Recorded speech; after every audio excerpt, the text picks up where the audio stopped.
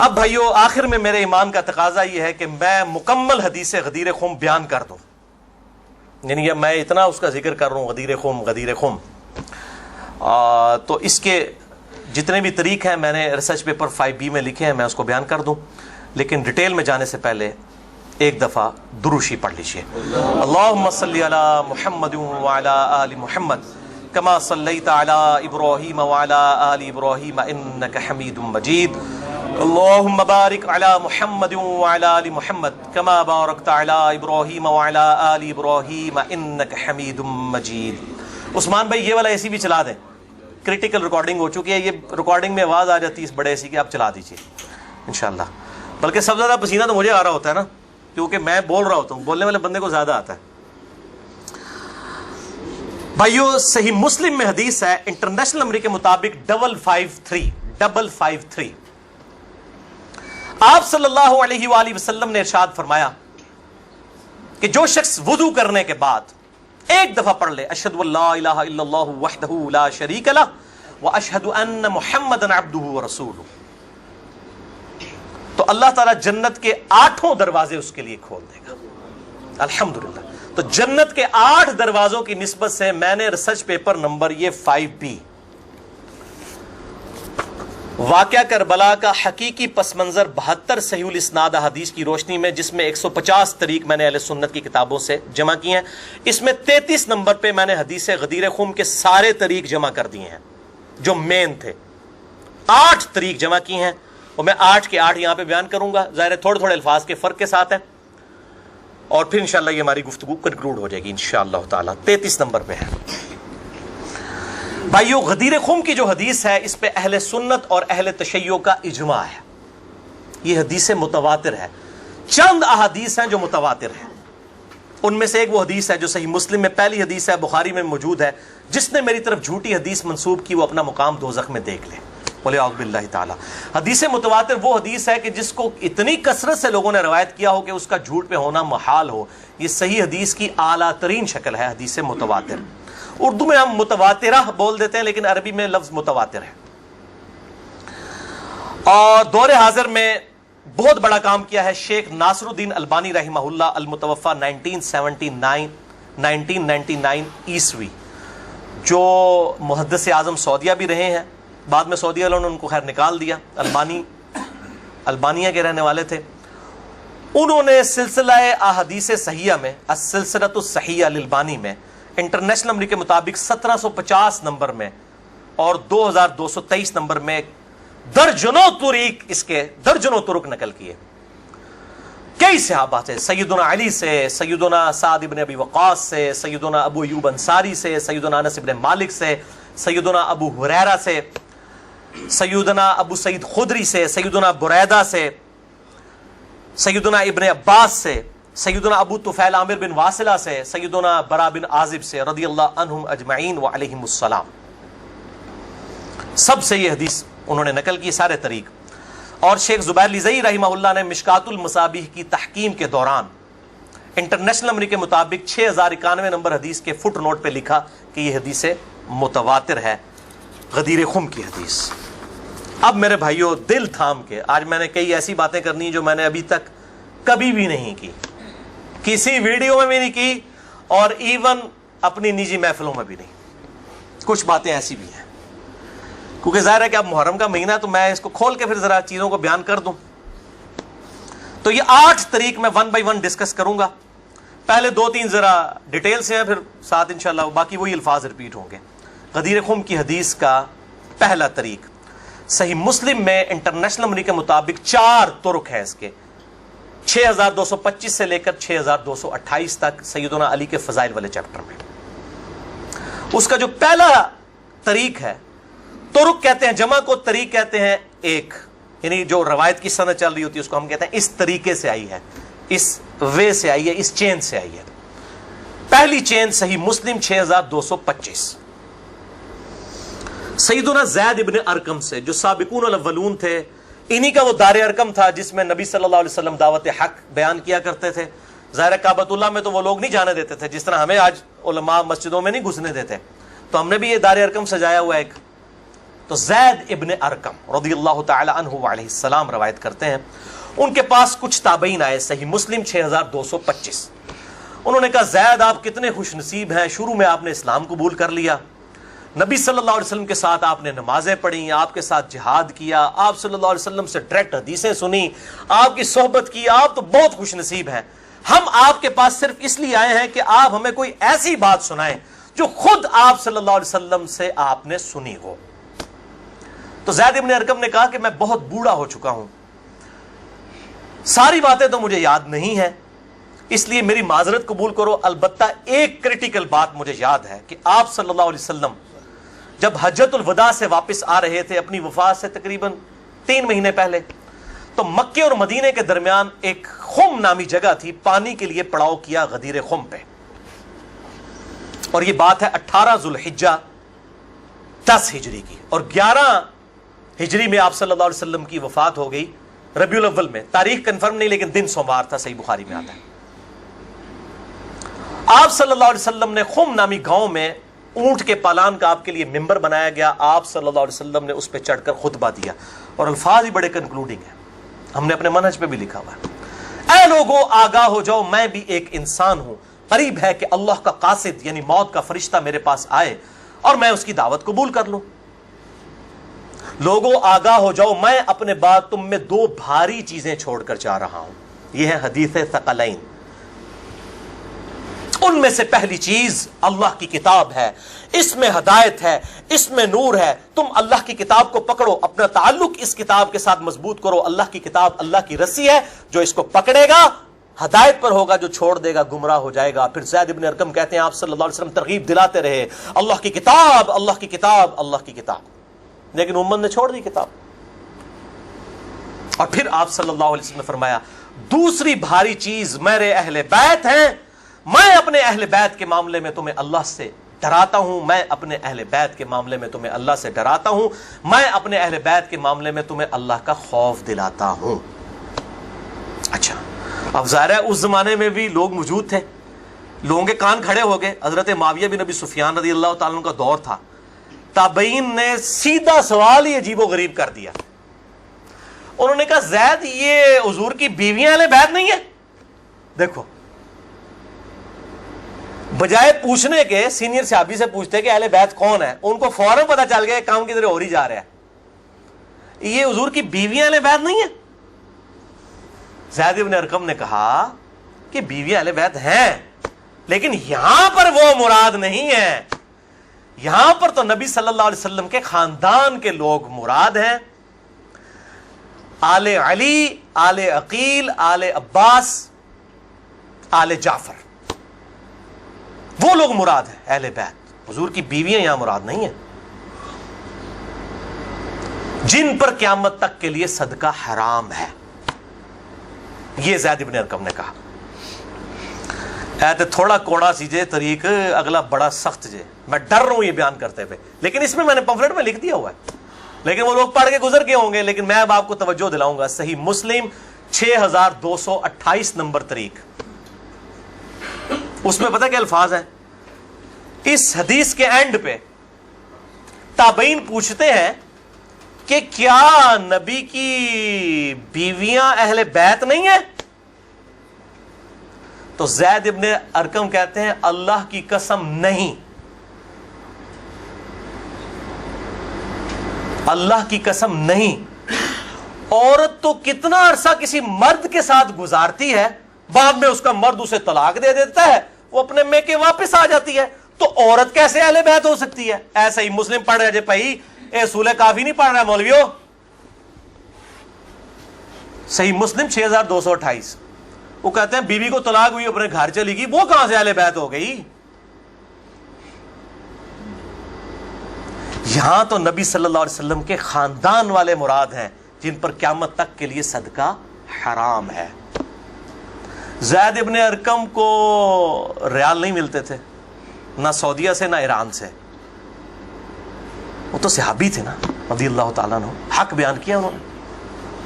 اچھا یہ نہ سمجھیں یہ کہہ دیں کہ زید ابن ارقم کا اجتہاد ہے، اے پائی اجتہاد نہیں ہے، سن لو، ایک معنوں میں اہل بیت بیویاں ہیں سورۃ الاحزاب آیت نمبر 33 کے تحت، لیکن یہ جس اہل بیت کے بارے میں اللہ سے ڈراتا ہوں ان کے ساتھ اس نے سلوک کرنا، یہ وہی لوگ تو ذبح ہوئے ہیں، آل عقیل ذبح ہوئے، آل جعفر ذبح ہوئے، آل عباس جعفر ہوئے، آل علی ذبح ہوئے، انہی کی اولادیں ذبح ہوئی ہیں نا. یہ 72 جو ہم شہدائے کربلا کہتے ہیں انہی کے بارے میں ڈرایا تھا، جن کے بارے میں غیبی خبر دی گئی تھی کہ ان کے ساتھ امت برا سلوک کرے گی. اچھا، یہ زید ابن ارقم کا اجتہاد نہیں ہے میرے بھائیوں، اس کی سپورٹ میں صحیح مسلم سے 2 مرفوع حدیثیں اپنے محبوب صلی اللہ علیہ وسلم کی حدیثیں بیان کرتا ہوں. سنیں پہلی حدیث انٹرنیشنل نمبر کے مطابق صحیح مسلم میں 6261 نمبر. اما عائشہ رضی اللہ تعالی عنہا وعلیہ السلام خود روایت کر رہی ہیں کہ ایک دن نبی صلی اللہ علیہ وسلم اس حال میں برآمد ہوئے کہ آپ صلی اللہ علیہ وسلم نے ایک کالے رنگ کی چادر اوڑھی ہوئی تھی جس پہ نقش و نگار بنے ہوئے تھے جیسا کہ اونٹ کے کجاووں کے ہوتے ہیں. کالے رنگ کی منقش چادر اوڑھی ہوئی تھی. اتنے میں سیدنا حسن آئے، آپ صلی اللہ علیہ وسلم نے ان کو اپنی چادر کے نیچے لے لیا.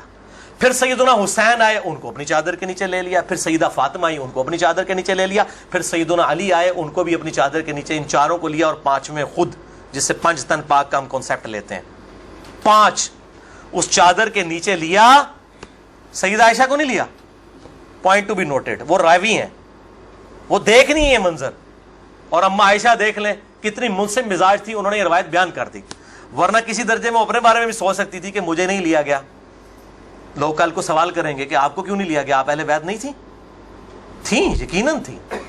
لیکن یہ والا معاملہ جو ہے وہ ایکسٹرا آرڈنری ہے، اسپیشل پروٹوکول ہے. چادر کے نیچے لیا. پھر آپ صلی اللہ علیہ وسلم نے سورۃ الاحزاب کی آیت نمبر 33 پڑھی، انما یرید اللہ لیذھب عنکم الرجس اہل البیت ویطہرکم تطہیرا. اے نبی کے گھر والو، اللہ تو صرف یہی چاہتا ہے کہ ہر طرح کی ناپاکی تم سے دور کر دے اور تمہیں خوب صاف ستھرا کر دے. راویہ اما عائشہ ہیں، خود چادر کے نیچے نہیں ہیں.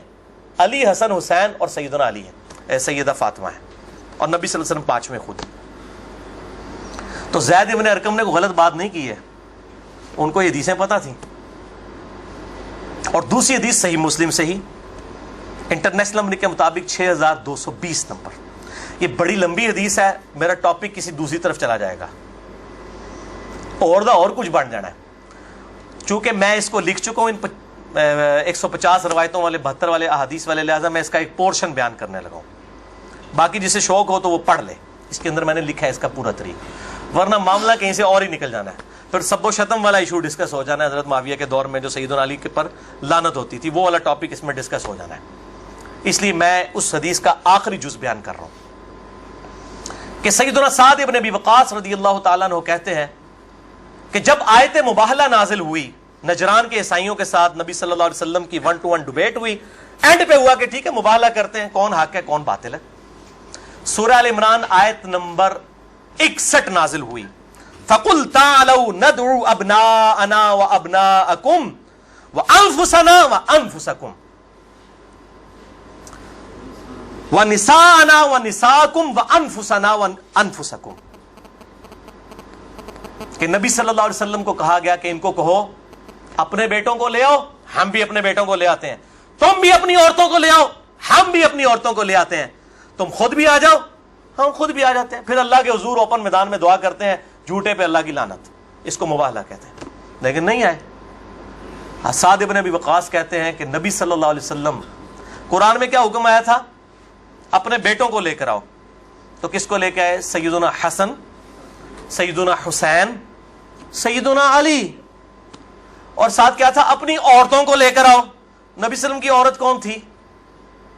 سیدہ عائشہ، سیدہ حفصہ، باقی امہات المومنین. لیکن ان کو نہیں لائے، سیدہ فاطمہ کو لے کر آئے. Point to be noted. نازمیوں کے لیے پکی. اگر آپ کو کہے اپنے گھر کی عورتوں کو لے آؤ تو سب سے پہلے بیوی لائی جاتی ہے. آیت مباہلہ میں بیوی نہیں آئی، سیدہ فاطمہ آئی ہیں. اگلی گلا آپ سمجھ جاؤ بھائی زید ابن ارقم نے کیوں کہا. صحیح مسلم 6228 کہ بیوی تو خاوند کے ساتھ کافی عرصہ گزارتی ہے، جب طلاق ہو جائے تو وہ اپنے میکے واپس چلی. حالانکہ نبی صلی اللہ علیہ وسلم نے کسی کو نہیں دی طلاق، لیکن اتنی ننگی بات اس لیے ان کو کرنی پڑی، اتنی سخت بات، تاکہ حق کھل کے بیان ہو. اور نبی صلی اللہ علیہ وسلم نے بھی آپ دیکھ لیں قرآن میں حکم تھا عورتوں کو لے کر آؤ، بیویاں نہیں لے کے آئے. सईदा फातिमा को साथ लेके आए। यहां से भी 5 तन पाक वाला कॉन्सेप्ट, ये पाक वाला वो मासूमियत वाला अकीदे की मैं बात नहीं कर रहा, अहले सुन्नत का जो अकीदा है, मनहज है, उसकी बात कर रहा हूं। लिहाजा सैयदना ज़ैद इब्न अरकम रज़ियल्लाहु ताला अन्हु की तशरीह बिल्कुल दुरुस्त है। तीसरा तरीक, इमाम इब्न अबी आसिम की किताब अस-सुन्ना 1158 नंबर हदीस है। सैयदना अली रज़ियल्लाहु ताला अन्हु खुद रावी हैं कि गदीर खुम पे आप सल्लल्लाहु अलैहि वसल्लम ने सहाबा को जमा करके कहा कि ए मेरे सहाबा, क्या तुम अल्लाह को रब मानते हो, मुझे अपना पैगंबर मानते हो? साहब ने कहा भला या रसूलल्लाह, क्यों नहीं। फिर कहा क्या तुम अल्लाह और उसके रसूल को सब लोगों से बढ़कर महबूब समझते हो? उन्होंने कहा क्यों नहीं। फिर आप सल्लल्लाहु अलैहि वसल्लम ने फरमाया कि फिर अगर तुम मुझे और अल्लाह को महबूब रखते हो, फिर फरमाया मन कुन्तु मौलाहु फहादा अलीयुन मौलाहु, फिर जिसका मौला मैं उसका मौला अली।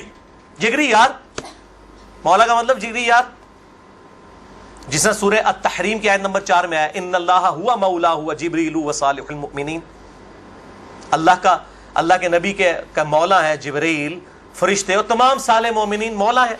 नबी सल्लल्लाहु अलैहि वसल्लम उनके मौला है, वो उनके दिली महबूब है। हम अपने मौलवियों को भी मौलाना कह रहे होते हैं ना, दिली महबूब मुश्किल कुछ आगे माना नहीं होता, दिली महबूब, जिगरी यार, बेस्ट फ्रेंड। अच्छा, चौथा तरीक सुनन निसाई अल कुबरा में इंटरनेशनल नंबर के मुताबिक 8478 सैयदना अबू तुफैल आमिर बिन वासिला रज़ियल्लाहु ताला अन्हु, ये वो सहाबी हैं जो सबसे आखिर में फौत हुए हैं 110 हिजरी में, नबी सल्लल्लाहु अलैहि वसल्लम की वफात के बाद 100 साल तक जिंदा रहे हैं। ये अबू तुफैल आमिर बिन वासिला जंगे जमल सिफीन नहरवान में सैयदना अली के साथ रहे हैं। किधर 37 हिजरी में जाके जंगे जमल सिफीन हो रही है और किधर 110 हिजरी में ये फौत हुए हैं। और इनकी हदीसें नबी सल्लल्लाहु अलैहि वसल्लम से भी रवायत हैं और सैयदना अली से भी इन्होंने कई हदीसें रवायत की हैं।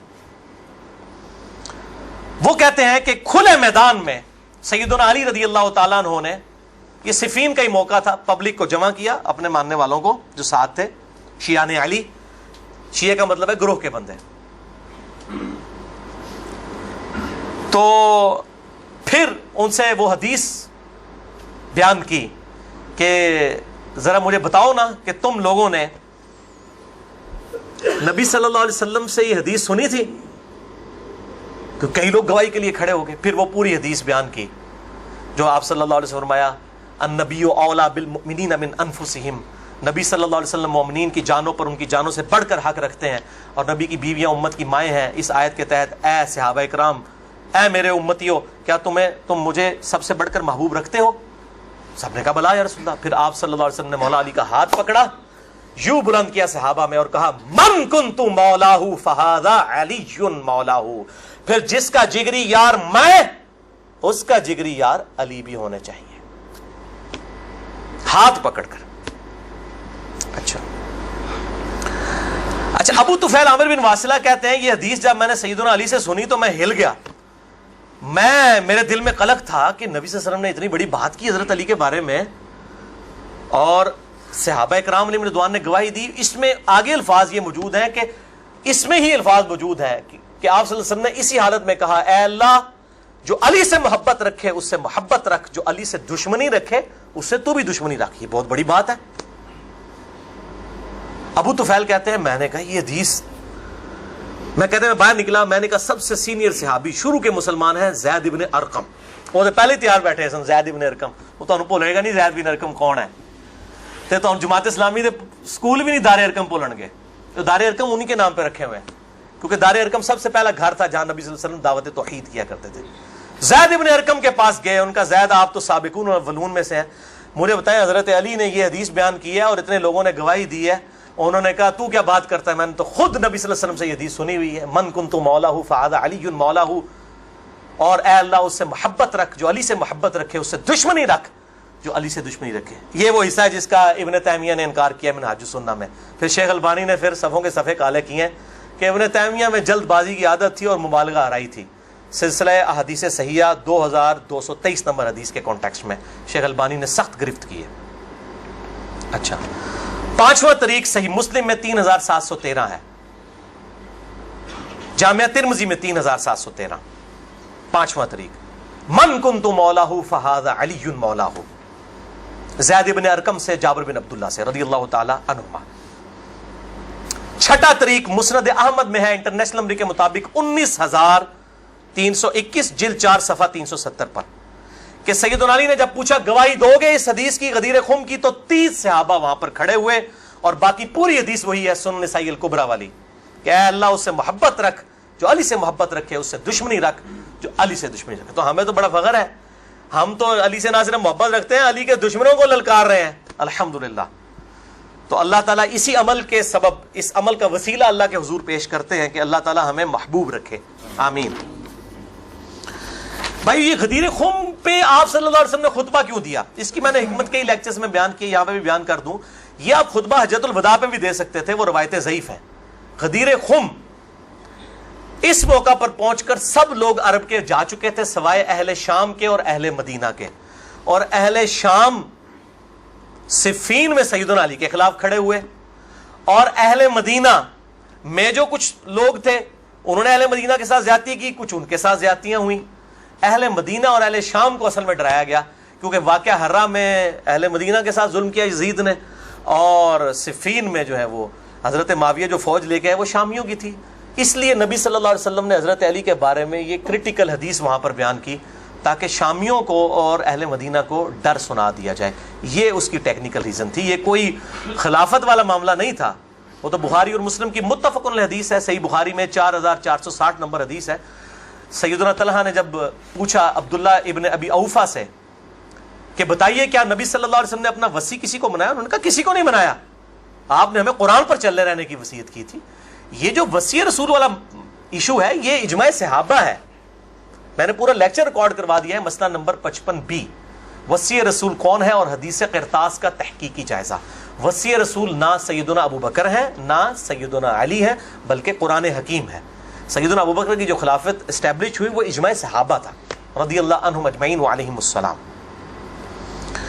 یہ سارے طریق میں جتنے بیان کر رہا ہوں نا یہ آپ کو مل جائیں گے سلسلہ احادیث صحیحہ میں 1750 نمبر شیخ البانی کے اور 2223 میں۔ سیکنڈ لاسٹ ترک 7واں المستدرک للحاکم میں انٹرنیشنل نمبر کے مطابق 4711 زید ابن ارقم سے۔ یہ بڑے خطرناک الفاظ ہیں۔ زید ابن ارقم ڈر جاؤ، زید ابن ارقم کرو جڑی روایتیں انہوں نے بیان کی تھی۔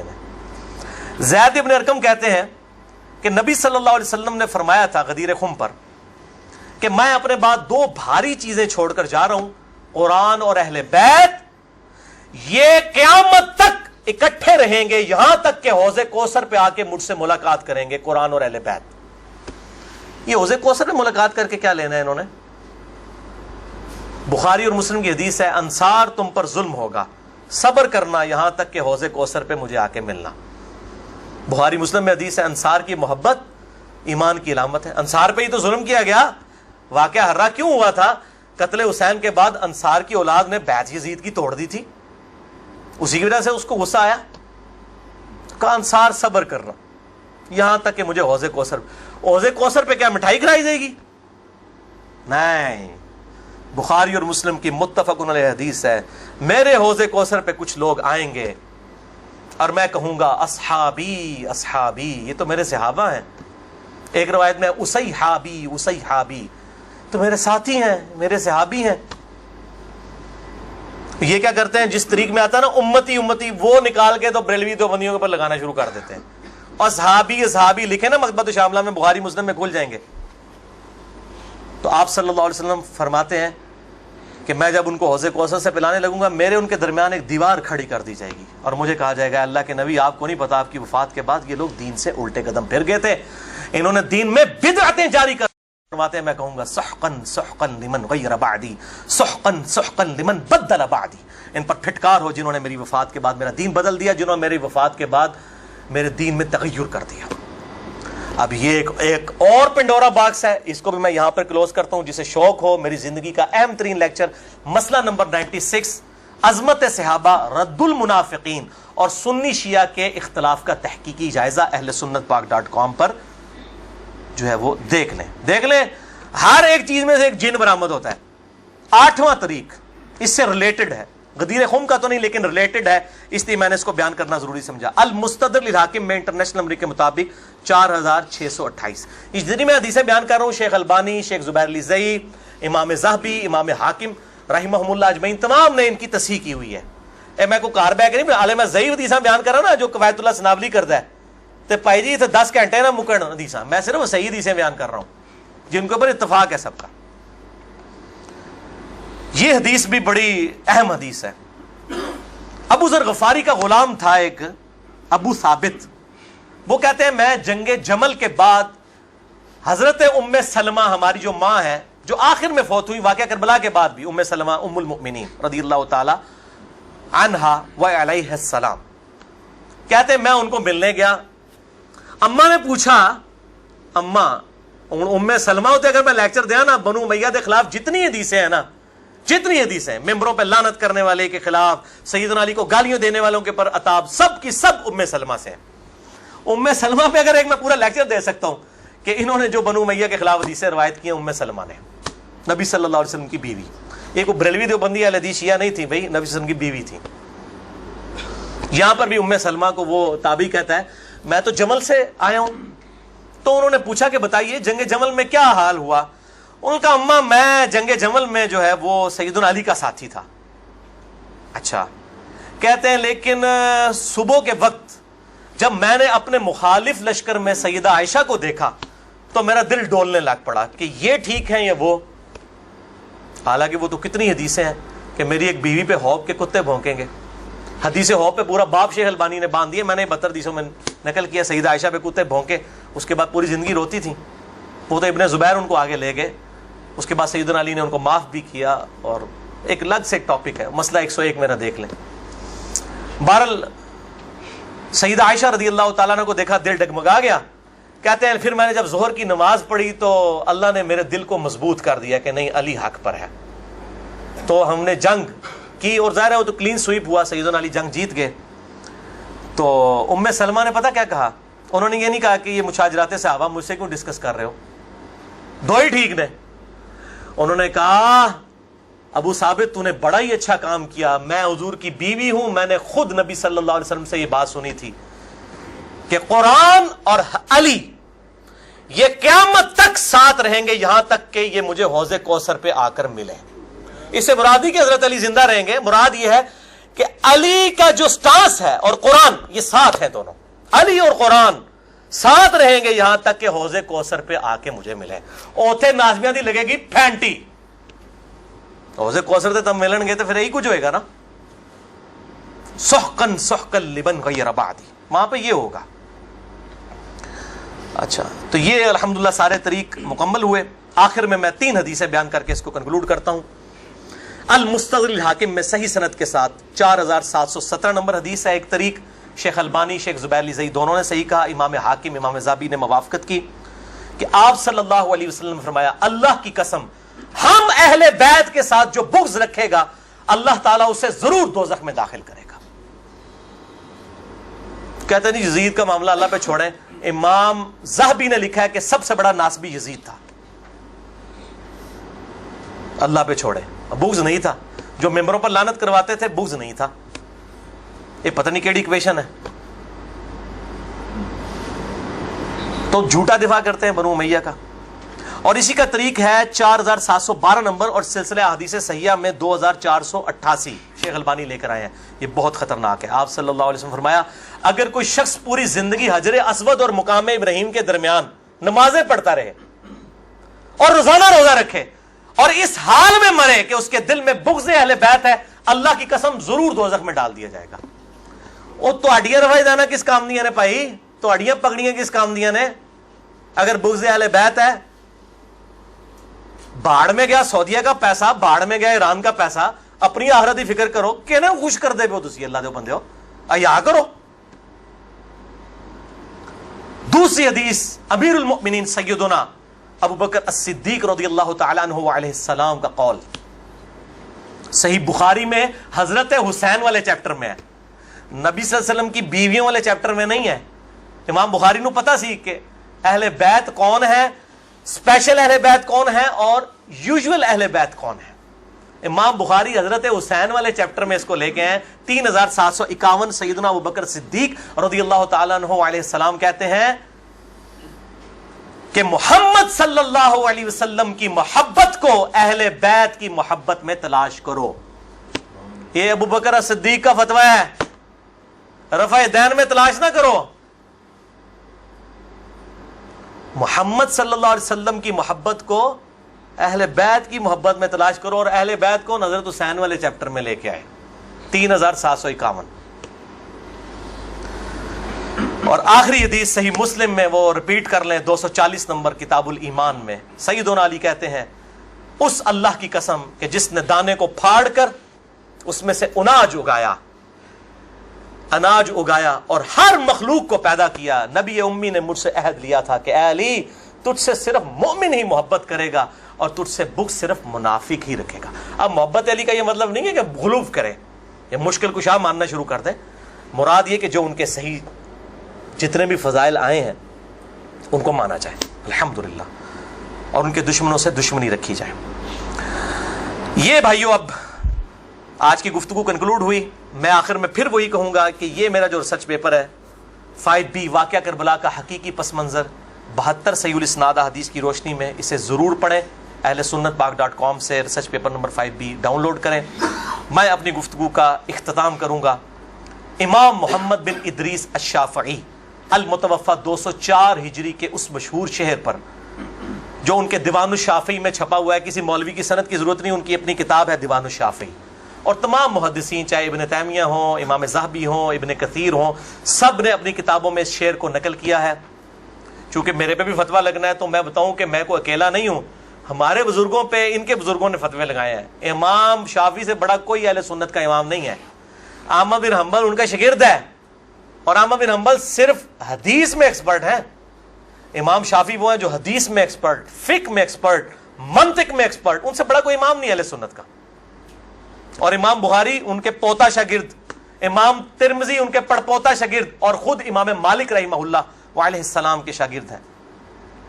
دیوان الشافعی میں ان کا شعر ہے ان کان رفضا حب آل محمد صلی اللہ علیہ وآلہ وسلم. اگر آل محمد کی محبت کا نام تم کہتے ہو رافضی ہونا ہے، شیعہ بھی نہیں رافضی، فلیشہد الثقلان انی رافضی. تو جنوں انس گواہ ہو جاؤ، اے بریلویو دیوبندیو اہل حدیث شیعہ سب کے سب، چاہے جنوں میں ہو چاہے انسانوں میں ہو، من الجنت والناس، وہ والا بھی من الجنت والناس، گواہ ہو جاؤ فلیشہد الثقلان انی رافضی. ہاں میں پھر رافضی ہوں، میرے رافضی ہونے پر گواہ ہو جاؤ. یہ امام شافعی کا جو ہے شعر ہے. اس پہ میں نے گفتگو کنکلوڈ کی، باقی آپ اس میں دیکھیں. اللہ تعالیٰ سے دعا ہے جو حق بات میں نے کہی اللہ تعالیٰ ہمارے دلوں میں راسخ فرمائے.